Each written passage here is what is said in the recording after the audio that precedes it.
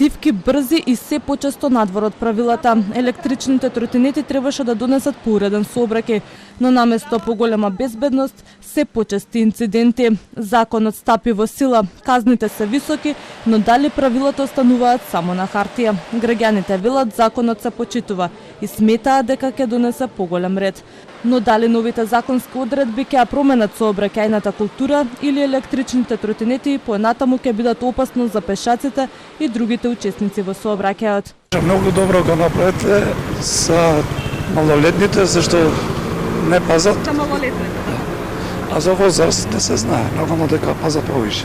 Да, malo su prebrze. Ja živim inače u Nemačkoj, tamo je sve po 20 km na sat, ne sme više da vozi.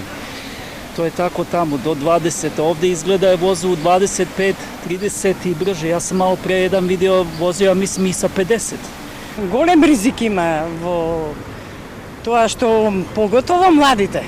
Има и жртви, а принципите не ги почитуваат и што да кажам, треба малце да се размисли за нивната примена. Законот е добар чекор кон поголема безбедност, но одредени решенија се донесени пребрзо и ќе треба дополнително да се прецизираат, сметаат експертите. Делот на тоа што е врзано само со староста граница, а не со претходно познавање на основните правила и прописи за безбедно учество во јавниот сообраќај. На тој дел сметам дека е избрзана одлуката, но никогаш не е касно, сметам дека има простор за во некои следни измени да се обрне поголемо внимание на тој дел. Исто така сметам дека и делот за движење на тротоарите кај што нема велосипедска патека не е добра одлука, бидејќи доаѓа до конфузија со пешаците и ја зголемува, ја намалува безбедноста на пешаците и тротинетите.